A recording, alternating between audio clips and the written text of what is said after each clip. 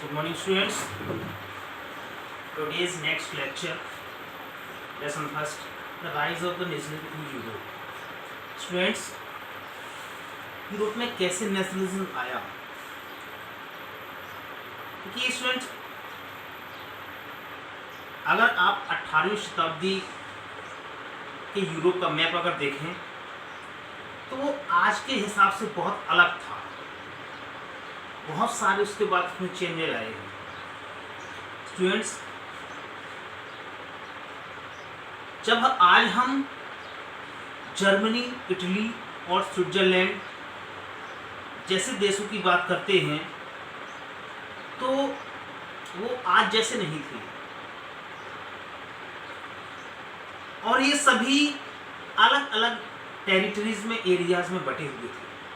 Students, जैसे अगर हम कहें कि ये मुख्य रूप से डचीज और कैंटन्स, इस तरह की टेरिटरीज को ये नाम दिया गया था। और ये कैंटन्स प्रशासनिक एडमिनिस्ट्रेटिव सिस्टम के हिसाब से आसानी के लिए इसको नाम, और साथ ही डचीज जहाँ पर ड्यूक एक पोस्ट होती थी यूरोप में, उसको नाम दे। तो ड्यूक के द्वारा जो टेरिटरी पर शासन किया जाता उसे डची बोलते थे। स्टूडेंट्स, और ये डचीज या ड्यूक अपने अपने क्षेत्र पर शासन किया करते थे। स्टूडेंट्स, ईस्टर्न और सेंट्रल यूरोप में, ईस्ट और सेंट्रल यूरोप में जो वहाँ के राजा थे वो उनके राज्यों में अलग अलग तरह के लोग रहा करते थे, और वो अपने आप को एक नहीं मानते थे। यूरोप के लोग चाहे किसी भी क्षेत्र में, सब अपने एक दूसरे को अलग अलग माना करते थे। ये हमारे जैसा नहीं है, वो हमारे जैसा नहीं है। स्टूडेंट्स,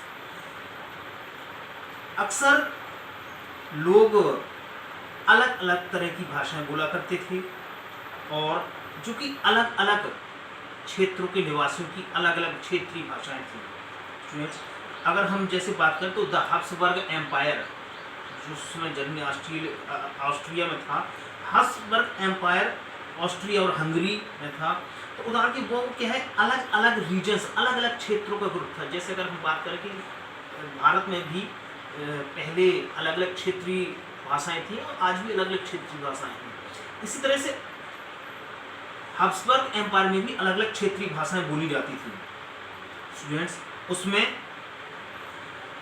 अल्पाइन रीजन, जो आल्प्स पर्वत हैं, आल्प्स पर्वत के पास जो भी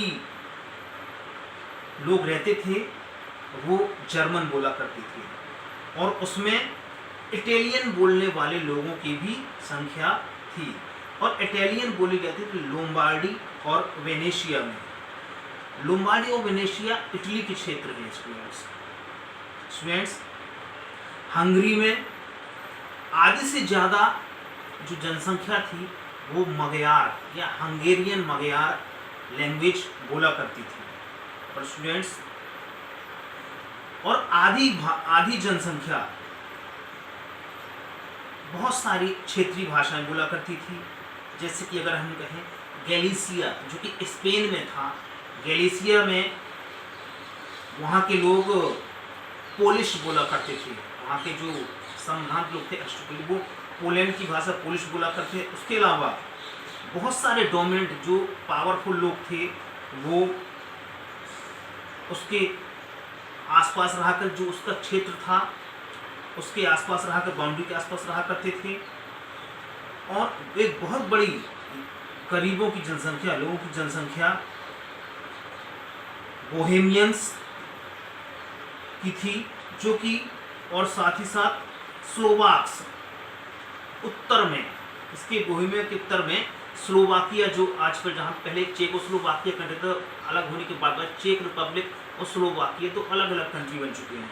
तो वहाँ पर Slovenes in Carniola, Croats in the south, वहाँ स्लोवेन्स कार्नियोला के बाद क्रोट्स क्रोएशिया के रहने वाले साउथ में थे, और रोमन्स यानी कि रोमानिया जो कंट्री है, to the east in Transylvania, और ट्रांसिल्वेनिया तक, यहाँ तक लोग अलग अलग क्षेत्रीय भाषा बोला करते थे। और स्टूडेंट्स, ये सारी चीजें जो अलग भिन्नताएं थी, ये सारी चीजें लोगों को एक नहीं कर सकती थी, सब अलग अलग थे, इसलिए यूनिटी होना बहुत मुश्किल काम था।